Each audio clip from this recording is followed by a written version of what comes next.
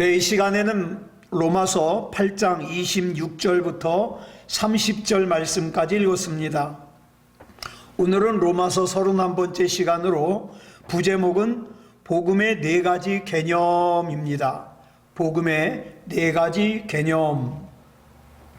우리는 지난 시간에 로마서 8장 18절을 나누면서 이 말씀이 생각하건대라는 말로 시작한다 그랬습니다. 그러면서 뭘 생각하느냐? 그 생각하는 것을 본문 19절부터 28절까지 설명한다 그랬죠. 그걸 한마디로 정리하면 뭐냐? 그리스도인으로서 생각한다는 것을 정리하고 있습니다. 자, 오늘 본문에는 우리가 로마서 1장부터 8장까지 살펴본 내용이 압축되어 있습니다. 신학자들은 로마서를 크게 두 부분으로 나눈다 그래요. 첫째 부분은 1장부터 11장까지로 무엇을 믿을 것인가 교리적인 내용을 기록하고 있다고 합니다. 두 번째로는 12장부터 16장까지인데 그러면 어떻게 살 것이냐 윤리적인 내용을 기록하고 있다 그러죠. 그런데 자, 1장부터 11장까지 중에서 9장부터 11장까지는 이스라엘에 대해서 설명하고 있어요. 그러니까 따지고 보면 교리적인 내용은 8장까지예요. 그러므로 오늘 본문에서 교리적인 부분은 실제적으로는 끝나는 거예요. 그러므로 오늘 본문은 이제까지 우리가 살펴본 교리적인 내용을 총정리하는 거예요. 결론이자 핵심이죠. 자, 바울은 본문에서 예수 그리스도의 복음을 네 가지 개념으로 압축해서 설명하고 있습니다. 그 중에 첫 번째 개념이 뭐냐? 선행적 은혜예요. 선행적 은혜. 자, 본문 29절 말씀 보겠습니다. 시작. 하나님이 미리 아신 자들을 또한 그 아들의 형상을 본받게 하기 위하여 미리 정하셨으니 이는 그로 많은 형제 중에서 맏아들이 되게 하려 하심니라. 자, 여기 보니까 하나님이 미리 아신 자들 나오죠. 하나님이 미리 아신 자들, 즉 예수 그리스도를 믿게 된 저와 여러분을 뜻해요. 우리가 예수 그리스도를 믿지만 사실은 내가 먼저 하나님을 알고 믿은 것이 아니라 하나님께서 우리를 먼저 알고 택해 주셨어요. 그러니까 내가 하나님이 믿어지는 거예요. 그리고 여기서 그 아들 그랬죠. 그 아들, 예수님을 뜻해요. 우리가 예수 그리스도의 형상을 담기 위해서 여러분 뭐 했습니까? 내가 예수 그리스도의 형상을 담기 위해서 뭐 했어요? 막 성경을 한 100독 했나요? 막 40일 금식 기도를 막 대여섯 번 했나요? 그런 거 안 했잖아요. 그런 거 하지 않았음에도 불구하고 저와 여러분이 예수 그리스도의 형상을 본받아 구원받게 했잖아요. 내가 하나님이 믿어지잖아요. 그런데 성경은 이걸 어떻게 설명하느냐? 미리 예정하셨다 이렇게 설명하고 있어요. 또 본문 29절에서 그라 그랬죠. 그 역시 하나님의 아들 예수 그리스도를 가리킵니다. 하나님께서는 예수 그리스도를 믿는 모든 자녀들 가운데 예수님을 맏아들로 삼으셨어요. 예수님을. 이 말은 우리가 예수님의 형제로서 예수님과 같은 반열에 있다는 거예요. 영광스럽지 않아요? 하나님께서 나를 예수님과 같은 반열에 세워주셨다 이 말이에요. 중요한 것은 내가 예수님과 같은 반열에 서기 위해서 나의 어떤 노력이나 나의 어떤 의지로 된 것이 아니라 하나님께서 미리 나를 예정해 주셨기 때문이에요. 하나님의 은혜예요. 이것이 바로 우리가 잘 알고 있는 하나님께서 나를 예정해 주셨다는 예정론이에요. 여러분 예정론 많이 들어보셨죠? 예정론. 프랑스의 종교개혁가인 칼빈이라는 분이 이런 하나님의 은혜를 선행적 은혜라고 불렀어요. 내가 과거에 이루 말할 수 없는 온갖 죄를 지은 사람임에도 불구하고 하나님께서는 나를 하나님의 자녀로 예정해 주시고, 내가 하나님이 믿어지게 하시고, 내가 예수님을 구주로 영접하게 하시고, 이렇게 하나님을 예배할 수 있도록 예정해 주셨다는 거예요. 그런데 여기서 우리가 잊어버리면 안 되는 것이 있어요. 뭐냐? 하나님의 선행적 은혜라는 것은 구원받은 성도가 오늘 이 시점에 내 과거를 돌아봐, 내가 오늘 이렇게 하나님이 믿어지고 내가 지금 하나님을 이렇게 예배할 수 있기까지는 만세 전부터 하나님께서 나를 예정해 주셨기 때문이구나. 모든 것이 다 하나님의 은혜구나. 이런 고백을 하는 거예요. 다시 말해서 여러분, 예정론을 오해하는 사람들은 어떻게 오해를 하느냐? 내 미래까지 다 예정돼 있다고 얘기를 해요. 예? 이거는 칼빈이 그렇게 얘기를 한 게 아니라, 여러분, 이 칼빈의 예정론에서 장로교가 나왔잖아요. 칼빈 선생님이 그렇게 얘기를 한 게 아니라 이 칼빈의 예정론을 그 후배 학자들이 확대 해석을 한 거예요. 잘못 해석을 한 거죠. 그게 아니에요. 이거를 갖다가 확대 해석하다 보니까 뭐라고 얘기를 하느냐? 구원받을 사람과 구원받지 못할 사람이 다 이미 결정이 됐다는 거예요. 그러다 보니까 어떤 결과가 나오느냐? 구원받을 사람으로 예정된 사람은 어차피 나는 구원받을 거니까 난 내 맘대로 살아도 돼. 이렇게 생각하는 거죠. 구원받지 못할 사람은 어차피 나는 구원 못 받을 사람이니까 내 맘대로 살아도 돼. 이렇게 되는 거예요. 그래서 나온 부작용이 뭐냐? 전도할 필요가 없다는 거예요. 왜요? 구원받을 사람과 구원받지 못할 사람이 다 정해져 있으니까. 이런 딜레마 때문에 한때 교회가 무기력했어요. 전도도 못하고. 더 심각한 문제가 뭐냐? 구원받는 사람들은 뭐 구원받으니까 좋다고 쳐요. 근데 구원받지 못하는 사람들이 구원받지 못하는 책임이 누구에게 있어요? 그렇게 예정한 하나님께 있다는 거예요. 이런 부작용이 생겨요. 그래서 감리교를 창시한 존 웨슬리가 주축이 돼가지고 뭐라 그랬느냐? 아니다.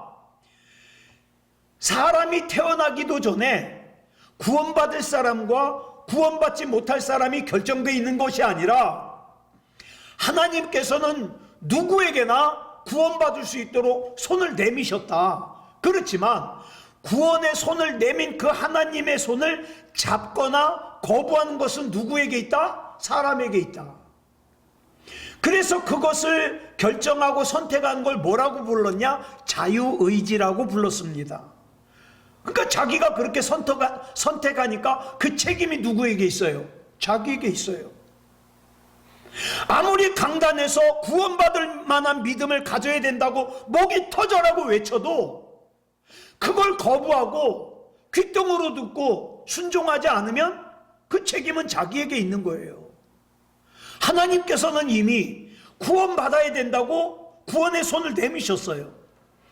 성경이 말하는 예정론이란 나 같은 죄인이 예수님을 믿고 구원을 얻고 보니 내가 구원받은 것이 내가 노력해서가 아니고 내가 특별하게 뭐 좋은 일을 해서가 아니라 전적으로 하나님의 은혜로 된 것이며 이것이 만세 전부터 예정되어 있었다는 거예요. 그러니까 우리가 할 건 뭐밖에 없다? 감사밖에 없다. 내가 IQ가 높아서, 내가 이해력이 좋아서, 내가 하나님이 믿어지고 내가 신앙생활을 하는 것이 아니다. 하나님의 은혜다. 자, 그렇다면 생각해 보겠습니다. 이런 생각 한번 해보세요. 만약 나의 아버지와 나의 어머니가 만나지 않았다면 내가 이 세상에 태어날 수 있었을까요? 또 우리 할아버지와 할머니가 만나지 않았다면 우리 아버지 어머니가 또 그 밑에서 내가 태어날 수 있었을까요? 여러분, 이렇게 거슬러 올라가 보니까 내 조상님들의 족보 가운데 한 끗이라도 달라졌다라면, 삐끗했더라면 나라는 사람은 존재할 수가 없었죠. 더더군다나 내가 하나님이 믿어지는 거, 이게 당연한 게 아니거든요. 당연한 게 아니에요. 이 세상에 태어나서 내가 예수 그리스도를 알게 된 동기 또한 곰곰이 생각해 보면 내가 어떤 특별한 노력을 해서 된 것이 아니잖아요. 이걸 내가 구원받은 입장에서 돌아보니까 이게 다 하나님의 은혜더라는 거예요. 그래서 사도 바울이 에베소서 1장 4절에서 이런 고백을 해요. 빨간색만 시작. 창세전에 그리스도 안에서 우리를 택하사. 구원받은 사람에게는 창세전부터 우리를 예정하셨던 하나님의 손길이 보여요. 만약 이 하나님의 선행적인 은혜가 아니었다면 지금 이 자리에 있을 수 있는 사람이 누가 있겠어요? 여러분, 아무개는 왜 예배를 안 드려? 그렇게 얘기할 것이 아니라, 하나님, 내가 무엇이간데 하나님이 믿어지게 하시고, 내가 이 예배를 소중하게 여기게 하시고, 내가 이 예배 시간에 하나님을 찾고 하나님을 바라보게 하셨습니까? 감사할 수 있는 거죠. 하나님께서 먼저 우리를 구원하시기로 예정하셨다는 것은요, 참 놀라운 은혜예요. 그 다음 두 번째 중요한 개념은 뭐냐? 불가항력적인 은혜라는 거예요. 자, 본문 30절 보겠습니다. 시작. 또 미리 정하신 그들을 또한 부르시고, 부르신 그들을 또한 의롭다 하시고, 의롭다 하신 그들을 또한 영화롭게 하셨느니라. 하나님께서 우리를 미리 예정하셨다 해도 불러주시지 않으면 소용없어요. 예. 이런 비슷한 일들이 우리 일상생활 가운데 비일비재해요. 가령 어떤 사람이 우리 아버지 어머니 살아계실 때 맛있는 것도 좀 많이 드시게 하고 더 기운이 없어져 가지고 여행 못 하시기 전에 여행 좀 시켜드려야지, 이런 좋은 마음을 먹었어요. 그런데 요것만, 요 바쁜 일만 먼저 하고 해야지 미루다가 잊어버렸어요. 그럼 그 좋은 생각이 소용이 없는 거예요. 어느 날 부모님이 돌아가셨어요. 예? 그래가지고 돌아가신 다음에 이렇게 돌아가실 줄 알았으면 미리 챙길 걸, 이렇게 후회하잖아요. 아무리 마음속으로 좋은 생각을 했다 하더라도 실제로 부르지 않으면 소용이 없는 거예요. 그런데 하나님께서는 저와 여러분을 예정하셨을 뿐만 아니라 실제로 불러주셨어요. 그래서 이 시간 예배를 드리게 하셨어요. 하나님을 부르게 하셨어요. 하나님께서 우리를 어떻게 불러주셨습니까? 하나님께서 우리를 부르시는 방법은 각 사람마다 달라요. 그런데 크게 두 가지 특징이 있어요. 첫 번째 특징이 뭐냐?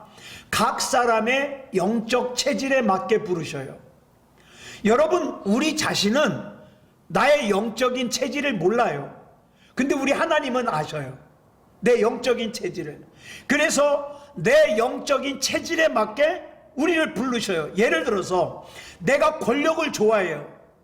내가 세상의 권력을 너무너무 좋아해서 하나님보다 더 좋아해요.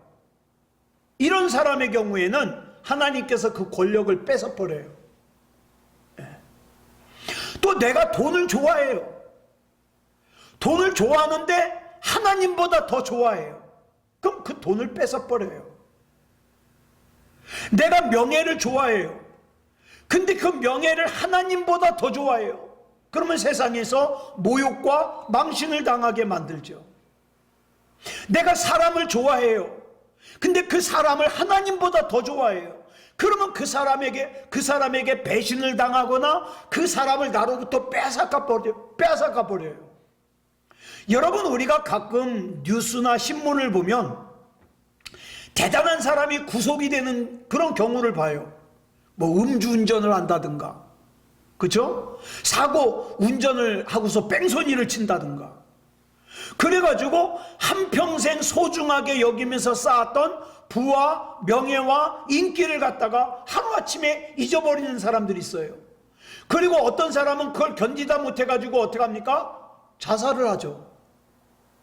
자, 이런 뉴스를 보면 사람들은 겉으로만 보면서 뭐라 그래요? 아이고, 저 사람도 참 망신살이 뻗쳤네? 단순하게 생각할지 몰라요.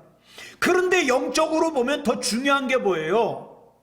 이토록 망신을 당하고 수치스러우나 그 가운데서 하나님이 부르시는 사람이 있다는 거예요. 그렇다면 그 사람의 몸은 비록 수치를 당하고 모욕을 당하고 어려움을 당할 수 있지만, 그런데 그 이면을 들여다보니까 그런 일을 당하지 않으면 그 사람은 영원히 지옥에 갈 수밖에 없어요. 자기 마음대로 살다가 구원받을 수가 없어요. 그래 가지고 하나님께서 그렇게 역사를 하셔서 구원받게 하시더라. 그러면 나중에 지나놓고 보면 하나님 앞에 감사하게 되는 거죠. 여러분, 지금 뉴스에 나오는 사람들만 잘못한 거예요? 아니요. 그렇게 뉴스에 나오는 사람들은 빙산의 일각이에요. 여러분, 오늘도 아마 그럴 거예요. 음주운전한 사람들 많을 거예요. 그런데 그 중에서 음주운전한 사람들이 들켜가지고 예를 들어서 경찰에 붙잡히거나 그런 사람들은 극히 일부분이죠. 여러분, 우리나라에서 뇌물을 받은 사람들, 마약을 한 사람들, 사기를 친 사람들, 다른 사람을 괴롭힌 사람들 얼마나 많겠어요. 그런데 분명한 것은 들킨 사람보다 들키지 않은 사람이 더 많을 거예요. 그러면 들키지 않은 사람들은 뭐라고 생각할 거야? 다행이다. 난 역시 재수가 좋아. 난 운이 좋다니까? 이렇게 생각할지도 몰라요. 그런데 어떤 의미에서 보면 그 사람들은 불행한 사람들이에요. 왜요? 들키지 않으니까. 그 칼날이 자기를 피해감으로 말미암아 그 사람은 어떻게 합니까? 또다시 그 잘못을 범할 가능성이 있는 거 아니에요? 죄를 단절하지 못하고 죄를 지을 가능성이 있다는 거예요. 그렇기 때문에 우리는 내 생각과 다르지만, 내 기대와 다르지만 하나님께서는 나의 영적인 체질에 맞게 나를 불러주신다. 지금도 이끌고 계시다. 이걸 우리가 알아야 돼요. 그 다음 하나님께서 부르시는 두 번째 특징은, 하나님께서 부르시면 아무도 그 부르심을 피할 수가 없다는 거예요.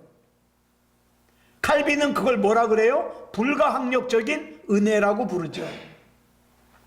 한때 미국의 37번째 대통령인 닉슨 대통령의 특별 보좌관을 했던 찰스 콜슨이라는 사람이 있어요.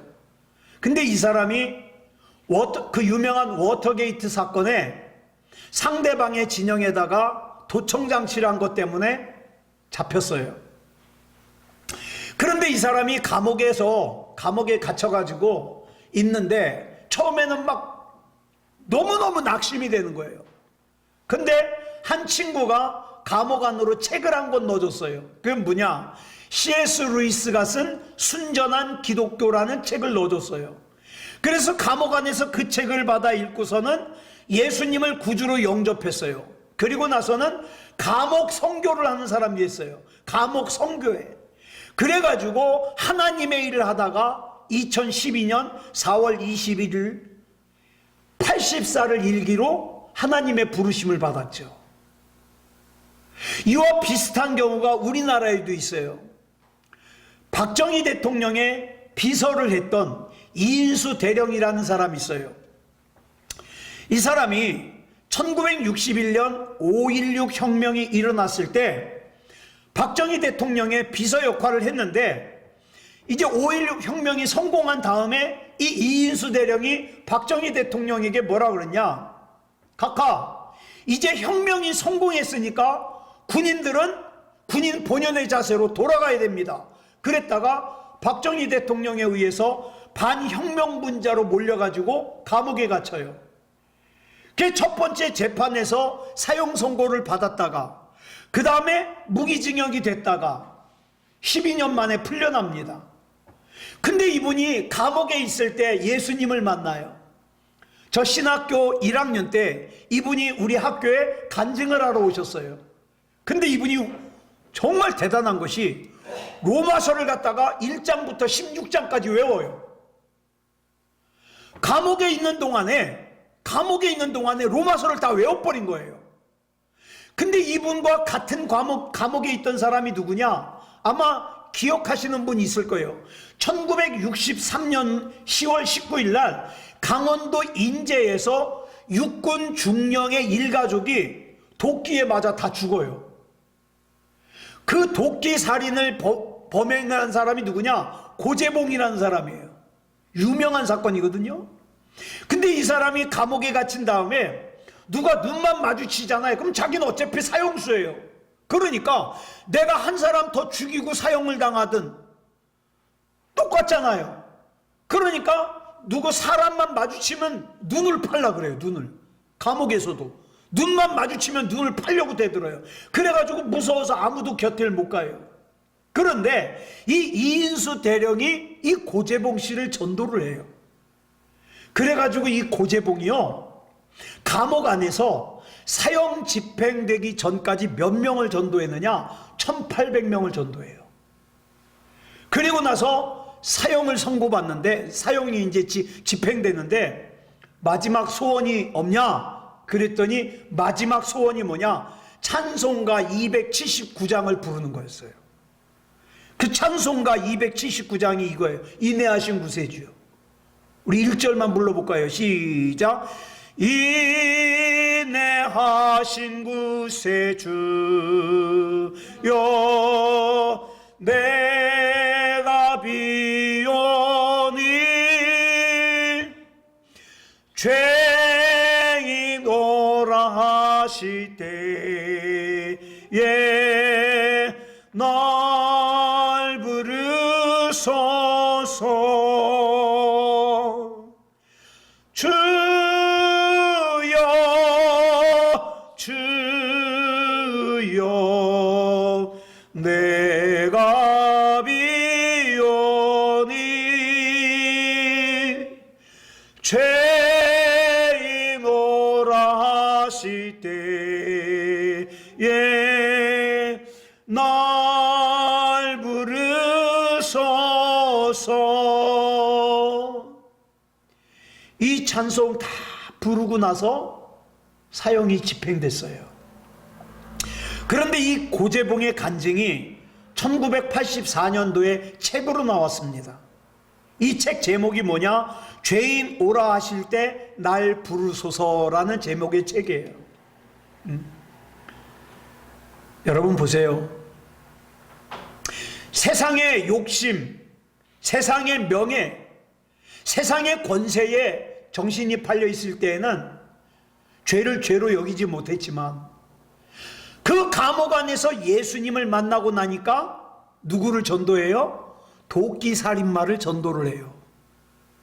세상에 있을 때에는 원한에 사무쳐가지고 도끼로 일가족을 다 때려 죽이는 잔인한 범죄를 저질렀지만, 예수님을 만나고 나니까 나 같은 죄인 되지 말라고 감옥 안에서 1800명을 전도하는 전도자가 돼요.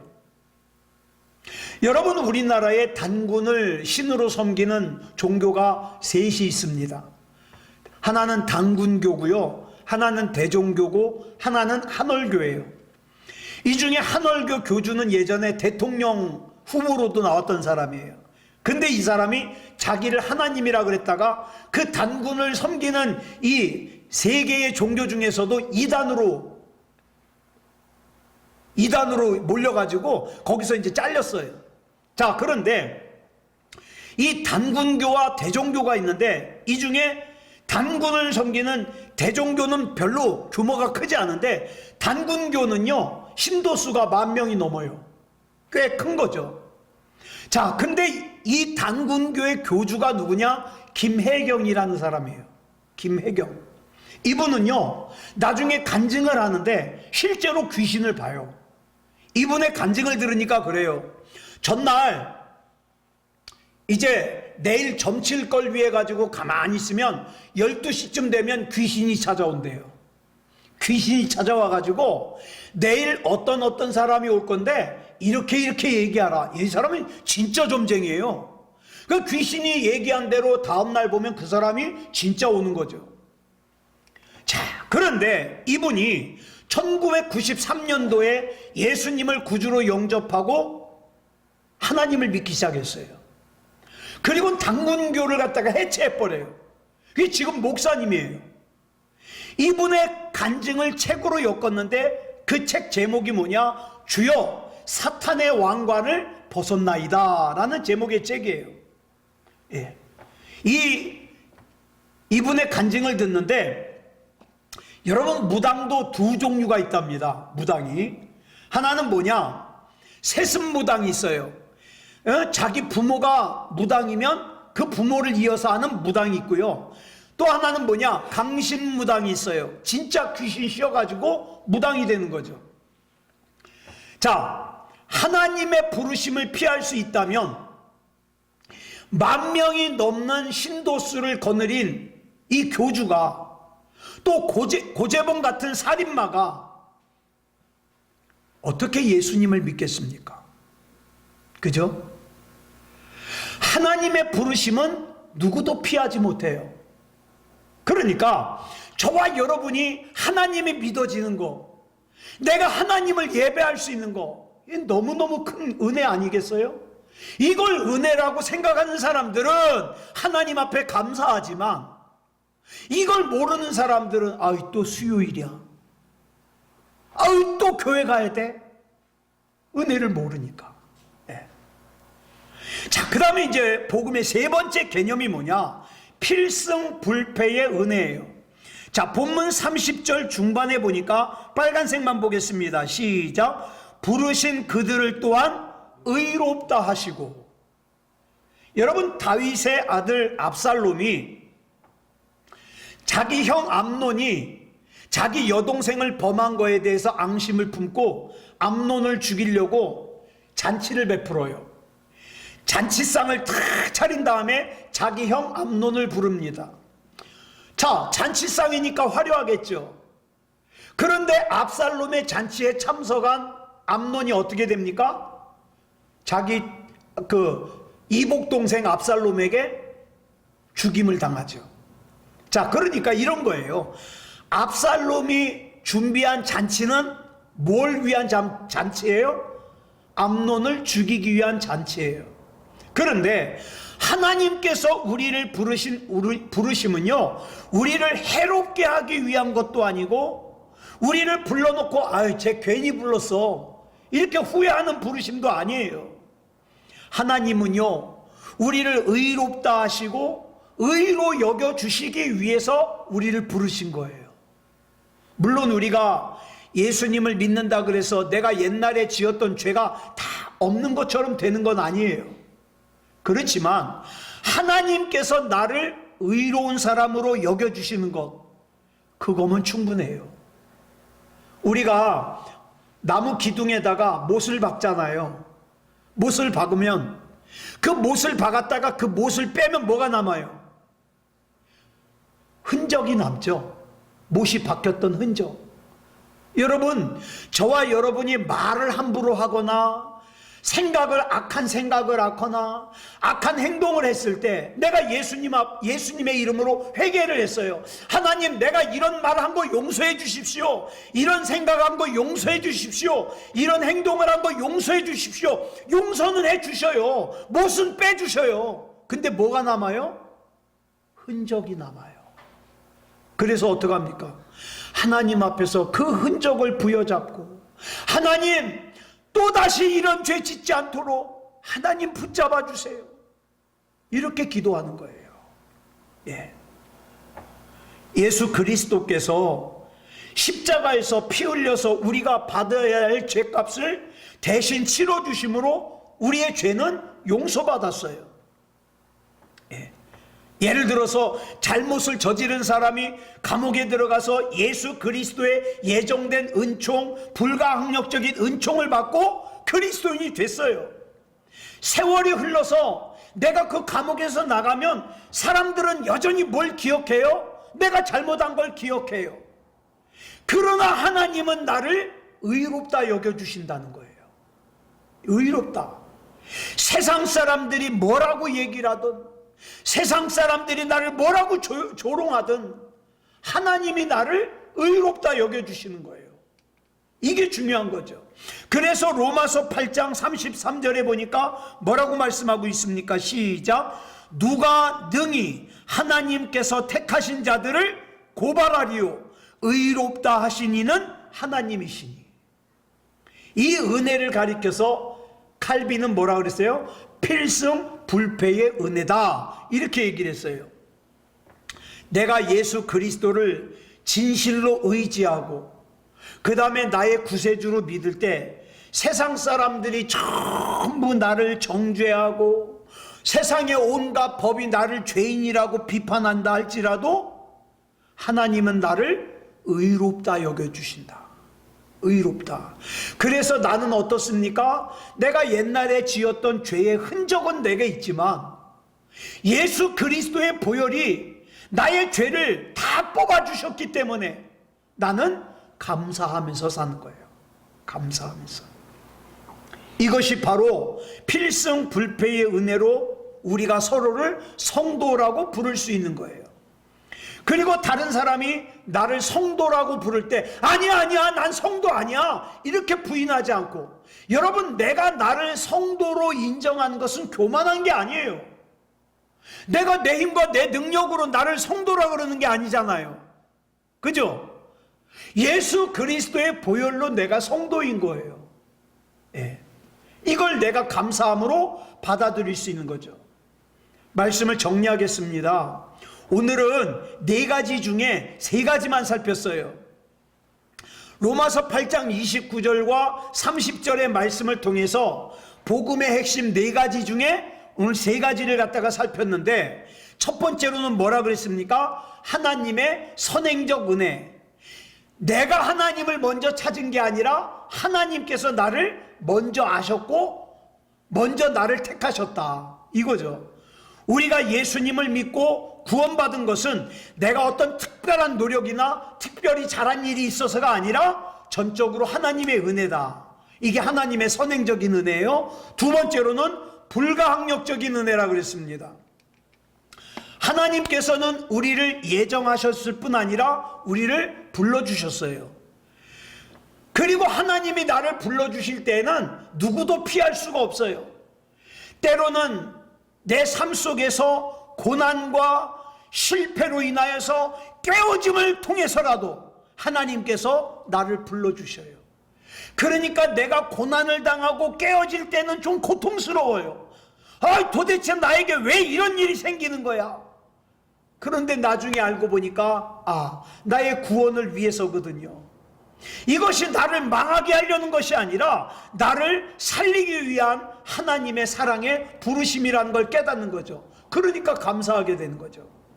그 다음에 3번째로는 필승 불패의 은혜라 그랬어요. 하나님께서 부르신 자들을 의롭다 하셔요. 세상이 나를 죄인이라고 할지라도 하나님께서 나를 의롭다고 불러주시면 나는 의로운 사람이에요. 나는 성도예요. 왜? 예수님께서 나의 죄값을 대신 다 치러주셨기 때문에. 그렇기 때문에 하나님께서 시작하신 구원은 결코 실패하지 않아요. 결국 이 말씀은 한 가지 중요한 사실을 우리에게 가르쳐 줍니다. 그게 뭐냐? 구원은 처음부터 끝까지 하나님께서 이루시는 하나님의 역사예요. 여러분, 저와 여러분을 구원하신 하나님께서는 저와 여러분의 사랑하는 사람도 구원하심을 믿으시기 바랍니다. 그렇기 때문에 저와 여러분은 기도를 멈추면 안 돼요. 하나님, 나는 사람을 설득할 수 없어요. 내가 아무개를 사랑하는데 아무개에게 구원받을 만한 믿음이 없어요. 하나님께서 역사해 주세요. 기도는 할 수 있잖아요. 그러면 하나님께서 반드시 그 사람에게 구원받을 만한 믿음을 주시고 생명책에 이름을 기록해 주셔요. 그래서 사도 바울이 로마서 8장 31절에서 이렇게 고백하는 거예요. 시작. 그런즉 이 일에 대하여 우리가 무슨 말 하리요? 만일 하나님이 우리를 위하시면 누가 우리를 대적하리요? 사랑하는 여러분, 우리가 예수 그리스도가 믿어지고 하나님의 자녀로 살아가고 있다는 사실은 우연이 아니에요. 우연이 아니에요. 이건 하나님께서 만세전부터 계획하신 거예요. 그럼 나를 부르신 거예요. 여러분, 우리 자신을 한번 생각해 보세요. 내가 오늘의 믿음이 있기까지 하나님께서 때로는 놀라운 은혜로, 때로는 하나님의 말을 안 들으면 어려운 일을 만나게 해서라도 나를 붙들어 주셔서 여기까지 이룬 거거든요. 그렇기 때문에 저와 여러분은 이 하나님의 은혜에 대하여 감사한 거예요. 또한 하나님께서 우리를 부르신 목적처럼 이제 우리는 무엇을 위해서 살아야 돼요? 예수 그리스도의 형상을 닮아가기 위해서 살아야 돼요. 이걸 뭐라 그래요? 성화라 그래요. 거룩해지는 거. 그렇기 때문에 아무쪼록 저와 여러분이 나를 부르시고 나를 붙들어 주시고 나를 끝까지 영화롭게 하실 하나님을 바라보며 믿음다운 믿음으로 살아가는 그리스도인다운 그리스도인이기를 그리스도 예수님의 이름으로 축복합니다. 기도하겠습니다. 사랑하는 주님, 감사합니다. 은혜 가운데 여기까지 왔습니다. 세상의 그 어떤 것보다도 구원받을 만한 믿음이 소중합니다. 생명책에 이름이 기록되는 것이 소중합니다. 우리의 믿음이 구원받을 만한 믿음이게 하시고 우리 사랑하는 사람들도 구원받을 만한 믿음을 가지고 생명책에 이름이 기록되어 하나님의 부르심을 받을 수 있도록 인도해 주시옵소서. 거기서 멈추는 것이 아니라 예수 그리스도의 형상을 닮아 거룩한 하나님의 사람으로 살 수 있도록 인도해 주시옵소서. 우리 하나님 붙잡아 주실 줄 믿사오며 그리스도 예수님의 이름으로 간절히 기도드려 싸움나이다. 아멘.